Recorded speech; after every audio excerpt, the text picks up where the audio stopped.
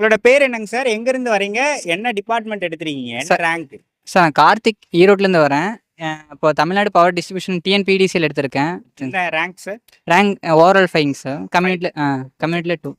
அன்புறவுகளுக்கு வணக்கம். எங்களுடைய சாரல் டாக்ஸ் யூடியூப் சேனலுக்கு இவ்வளவு நாட்கள் நீங்கள் கொடுத்த ஆதரவுக்கு மிக்க நன்றி. எங்களுடைய அடுத்த கட்ட பயணத்திற்கும் அடுத்த கட்ட வளர்ச்சிக்கும் உங்களால் முடிந்த ஆதரவை அளியுங்கள். எப்போ இன்ஜினியரிங் முடிச்சிங்க? எப்போ டிஎன்பிசி படிக்க ஆரம்பிச்சிங்க? சார் 21 முடித்தேன். 21 பாஸ் அவுட்டு. அதுக்கப்புறம் 2 இயர்ஸ் ஒர்க் போனேன். அப்புறம் சரி இன்ஜினியரிங் ஒரு கவர்மெண்ட் எக்ஸாம் படிக்கலாம் அப்படின்னு சொல்லி முடிச்சிருந்தேன். அதுக்கப்புறம் ஹைதராபாத்தில் மேடிசிங்கிற இன்ஸ்டியூட் போனேன். ஓகே. நான் இஎஸ்சி தான் ப்ரிப்பேர் பண்ணேன் மோஸ்ட்டாக. அப்புறம் இது அப்படியே எழுதுனா அப்படியே சும்மா கிளிக் ஆயிடுச்சு. ஓகே. எத்தனாவது முயற்சி இது டிஎன்பிசி உங்களுக்கு? என்ன எத்தனாவது வாட்டி எழுதுறீங்க? First time. ஆமாம். ஓகே.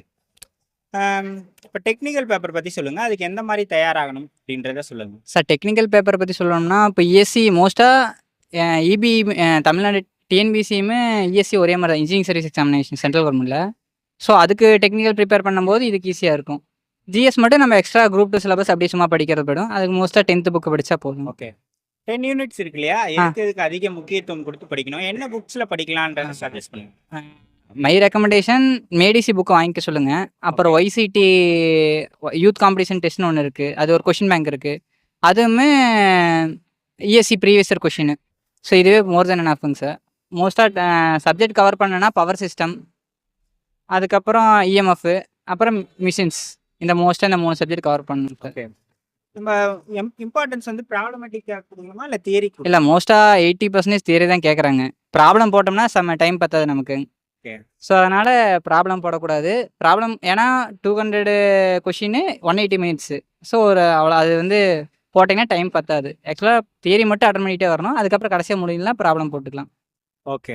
நீங்கள் ஜிஎஸ் பேப்பர் எந்த மாதிரி படிச்சிங்க, அதை பற்றி சொல்லுங்கள் சார். ஜிஎஸ் பேப்பர் வந்து வாணியக்கான்னு சொல்லி வாணியக்கா, அப்போ தரணித்தனா நான் கவர்மெண்ட் லைப்ரரியில் தான் படித்தேன் ஜிஎஸ்க்கு. அங்கே டிஎன்பிசி ஆஸ்பிரண்ட் எல்லாம் இருந்தாங்க. ஓகே. ஸோ அவங்களோட சேர்ந்து படித்தேன். அதனால் மேபி டிஎன்பிசி ஆஸ்பிரண்டோட படித்தங்காட்டி எனக்கு அப்படியே ஜிஎஸ்ல கவர் ஆயிடுச்சு. ஜிஎஸ்ல ஒரு 70 மார்க் வாங்கினேன் 100க்கு. So 70 questions. 70 கொஷின் நல்ல கொஸ்டின். அதுதான். அதனால் ஓரளவுக்கு ஓகே. ஓகே. இதுக்கு முக்கியத்துவம் கொடுத்து ஜிஎஸ்ல படிச்சிங்க? ஜிஎஸ் மோஸ்ட்டாக 10th புக்கு தான் படித்தேங்க சார். Okay. 10th book previous year question. மோஸ்ட்டாக இதை மட்டும் படித்தேன். அப்புறம் 11th 12th பாலிட்டி படித்தேன். அவ்வளோதாங்க. உங்களுடைய ரிவிஷன் மெத்தட் பற்றி சொல்லுங்கள். நீங்கள் எந்த மாதிரி ரிவைஸ் பண்ணுவீங்க? சார் நான் மோஸ்ட்டாக ஷார்ட் நோட்ஸ் போட்டேன் எல்லாத்துக்குமே. ஷார்ட் நோட்ஸு ப்ரீவியஸ் இயர் நான் இஎஸ்சி படிக்கும்போது எல்லாம் ஷார்ட் நோட்ஸ் போட்டு வச்சிட்டேன். டெக்னிக்கல் படி வைஸ் ஷார்ட் நோட்ஸ் போட்டேன். அதை குறைஞ்சது ஒரு 50 to 60 டைம் ரிவிஷன் மட்டும் பண்ணியிருப்பேன். அப்புறம் அதிலே ப்ரீவியஸ் இயர் கொஷின் நல்லா நோட் பண்ணி வச்சிட்டேன். அவ்வளோதான். ஓகே. இப்போ நானும் இன்ஜினியரிங் ஸ்டூடெண்ட் தான். இப்போ நான் ஏஐ படிக்கணும்னு ஆசைப்பட்றேன்னா நான் எங்கேருந்து ஸ்டார்ட் பண்ணலாம் படிக்க? சார் மோஸ்ட்டாக நெட்வொர்க் தியரி ஆரம்பிக்கணும். அதில் யூடியூப்பில் நெஸ்கோ அகாடமின்னு ஒன்று இருக்குது ஃப்ரீயாக. ஸோ நீங்கள் ஃப்ரீ ஆஃப் காஸ்ட்டில் அதில் கூட படிக்கலாம். நெஸ்கோவில் பார்த்துட்டு அதுக்கப்புறம் மறுபடியுமே வேறு ஸ்டார்ட் பண்ணலாம். மோஸ்ட்டாக மேடிசிஎஸில் அதை சும்மா கேட் ஒரு இது சோர்ஸ் மாதிரி போட்டுட்டு பேசிக் மட்டும் ப்ராப்ளம் நோட் பண்ண வேண்டாம். தியரி மட்டும் நோட் பண்ணிவிட்டு கொஞ்சம் சால்வ் பண்ணி தியரி மட்டும் நோட் பண்ணி நோட்ஸ் எடுத்துடுங்க. நோட்ஸ் எடுத்துகிட்டு அந்த நோட்ஸை ரிவிஷன் பண்ணிவிட்டு ESC question paper, ஒய்சிடி question paper, இந்த 2 மட்டும் சால்வ் பண்ணிவிட்டு ஏதோ ஒரு இன்ஸ்டியூட் எக்ஸலண்ட்டோ ஜேஎஸ்எம்எஸோ இது மாதிரி நம்ம டிஎன்பிசிக்கு எக்ஸசைஸிக்காக இருக்குல்ல, அதில் வந்து சால்வ் பண்ணால் எனக்கு தெரிஞ்சு மோர் தென் எனாஃப் அதுவே. ஓகே. நிறைய ஆஸ்பிரன்ஸ் என்ன கேட்பாங்கன்னா, எல்லாரும் யங்ஸ்டர்ஸ் தானே இப்போ படிக்கிறாங்க, எல்லாருமே மொபைல் டிஸ்ட்ராக்ஷனாக இருக்குன்னுவாங்க. அது இருந்திருக்கா?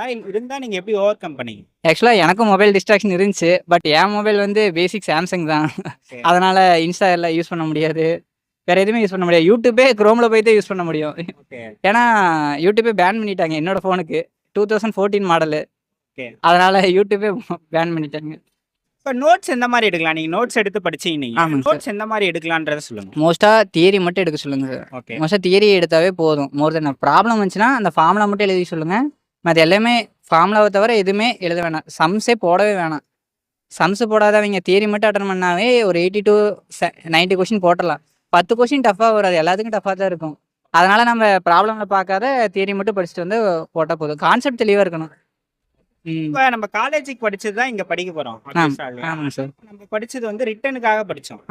இப்போ வந்து நம்ம வந்து எம்சிக்யூவாக படிக்கிறோம். ஏதாவது டிஃபரன்ஸ் மெத்தட் மாத்தணுமா? படிக்கிற மெத்தட் இல்ல, படிக்கிற மெத்தட் சேம் தான். பட் அங்க வந்து காலேஜ்ல வந்து ஃபுல்லா தியரி எழுதணும். அதுல இருக்கிற டெஃபினேஷன் மட்டும் கேட்கறாங்க டிஎன்பிசியை பொறுத்த அளவுக்கு. ஸோ வாட் இஸ் வாட் அப்படின்னு படிச்சுட்டு அதுவே போதும் எனக்கு தெரிஞ்சு.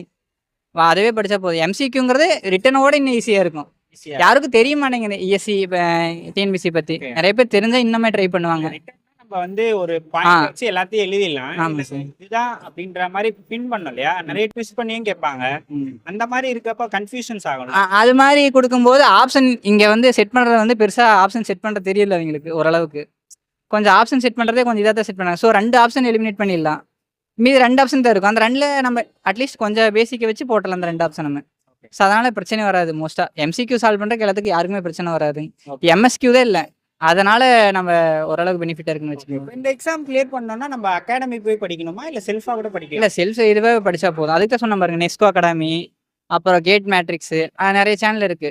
சும்மா அதில் அதை விட தியரி மட்டும் எழுதி சொல்லுங்க, ப்ராப்ளமே போட வேணாம். அதெல்லாமே ஃபுல்லாக ப்ராப்ளம் ஓரியன்ட் சேனல்.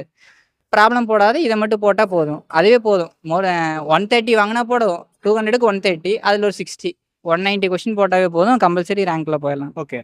நிறைய இந்த ஏஐக்கு படிக்கிறோம், அசிஸ்டன்ட் இன்ஜினியரிங் படிக்கிறவங்க நிறைய டெக்னிக்கல் பேப்பருக்கான முக்கியத்துவம் தான் கொடுக்குறாங்க. டிஎஸ்க்கு அந்த அளவுக்கு படிக்கிறது ஆக்சுவலி டைம் ஃப்ரேம் பண்ணிக்கலாம் நம்ம ரெண்டுத்துக்கும். நான் எப்படி படிச்சேனாங்க சார், காலையில் மார்னிங்லேருந்து 5 வரைக்கும் டெக்னிக்கல், அதுக்கு மேலே ஜிஎஸ், நைட் ஃபுல்லாக ஜிஎஸ் தான். அது டெக்னிக்கல் நான் தொடவே மாட்டேன். ஸோ ஜிஎஸ் அப்படி படித்த ஒரு 5 ஹவர்ஸ் 5 to 6 ஹவர்ஸ் படிச்சுக்கணும். காலையில் 1 மணி நேரம் இருந்துச்சு ஆப்டி ப்ராக்டிஸ் பண்ணிக்கணும். ஸோ அதனால் அதுவே போதும். இதுவே more than enough. 10th book, 11th 12th polity INM போதும் இதுவே. இப்போ நோட்டிஃபிகேஷன் வந்த பிறகு நோட்டிஃபிகேஷன் டு எக்ஸாமுக்கான இடைப்பட்ட காலம் இருக்கு இல்லையா, அந்த காலத்தை நம்ம எப்படி பயன்படுத்திக்கணும்னு சொல்லுங்க. ஃபர்ஸ்ட் பொறுத்த அளவுக்கு ஷார்ட் நோட்ஸ்னு ஒன்று இருக்குது, YCT கேப்சூல்னு சொல்லிட்டு ஒரு இது இருக்குது. அந்த YCT கேப்சூல் வாங்கி அதில் இருக்கிற பேசிக்ஸ், அந்த டெஃபினேஷன்லாம் கவர் பண்ணியிருப்பாங்க இது நாள் வரைக்கும் நடந்த ஏஐ கொஸ்டின் பேப்பர்லாம்.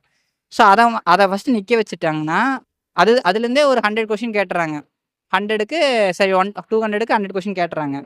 ஸோ அதை மட்டும் நிற்க வச்சிட்டோம்னா 100 கொஸ்டின் கவர் ஆயிடுச்சுங்களா. ப்ரீவியஸ் இயர் கொஸ்டின் கொஞ்சம் கான்செப்ட் இதை போட்டோம்னா ஒரு 30 கொஸ்டின் 30 to 40 கொஸ்டின் கவர் ஆயிரும். அதுக்கப்புறம் நம்ம ஈஸியாக பார்த்துக்கலாம். ஸோ இதுதான் டெக்னிக் நான் ஃபாலோ பண்ணுவேன். இது நம்ம இது மாதிரி இருந்துச்சுன்னா எக்ஸாம் ஹாலில் 2 விதமாக எழுத போறீங்க. ஓஎம்ஆர்லேயே ஒரு எக்ஸாம் எழுதுவீங்க, சிபிடியில் ஒரு எக்ஸாம் எழுதுவீங்க. ரெண்டுத்துலையுமே என்னென்ன மிஸ்டேக்ஸ்லாம் பண்ணக்கூடாதுன்னு சொல்லுங்க. சிபிடி பொறுத்த அளவுக்கு மிஸ்டேக் வராது. ஏன்னா வந்து அது சப்மிட் கொடுக்குற பட்டனை வந்து டிசேபிள் பண்ணி வச்சுருவாங்க.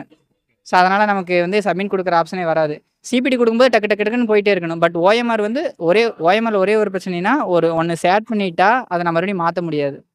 ஸோ ஓஎம்ஆர் பொறுத்த அளவுக்கு தெரியாத கொஸ்டின்லாம் மார்க் பண்ணி வச்சுருங்க. தெரிஞ்ச கொஸ்டின் மட்டும் டக்கு டக்குன்னு அட்டன் பண்ணிவிட்டு தெரியாத கொஸ்டின் மார்க் பண்ணி வச்சுட்டு வந்துருங்க. அதுக்கப்புறம் தெரியாத கொஸ்டின் அட்டன் பண்ணிக்கலாம். ஏன்னா ஓஎம்ஆரில் டபுள் சேடிங்க்கு மார்க் மைனஸ் பண்ணுவாங்க 0.5. ஸோ எல்லாத்துக்கும் இருக்கிற ஒரே பிரச்சனை ஓஎம்ஆர் சேட் பண்ணுறது. மேபி ஒரு போகிறதுக்கு முன்னாடி ஒரு 4 days முன்னாடி கொஸ்டின் அதை ஓஎம்ஆர் ப்ராக்டிஸ் பண்ணிட்டு வந்து பண்ணால் போதும். ஓகே. உங்கள் ஃபேமிலியிலலாம் சப்போர்ட் பண்ணாங்களா படிக்க? எல்லாரும் ஃபேமிலி சப்போர்ட்டு, ஃபேமிலி அப்பா அம்மா, அப்புறம் அக்கா வீட்டுக்காரரு எல்லாரும் நல்ல சப்போர்ட்டு. அப்புறம் ஃப்ரெண்ட்ஸ் எப்போவுமே நம்ம ஃப்ரெண்ட்ஸ், அப்புறம் தரணிதனா, நந்து, வாணியக்கா, ஸோ எல்லாரும் இது கமலேஷு, ஸோ அதுக்கு எல்லாரும் okay. Friends support main. Okay. Family சப்போர்ட்டோட மெயின். நீங்கள் ஆஸ்பிரன்ஸுக்கு என்ன மெசேஜ் சொல்கிறீங்களோ சொல்லலாம். எல்லாம் நல்லா படிங்க. இந்த டைம் 200 வேகன்சி வருது. ஸோ இப்போ இருந்தும் ஒன்றும் இது பண்ணல. இப்போ இருந்தும் படித்தா கூட கிளியர் பண்ணிடலாம். ஆல் த பெஸ்ட் எல்லாத்துக்கும். நல்லா படிங்க. நன்றி. All the best. Thank you. Thank you.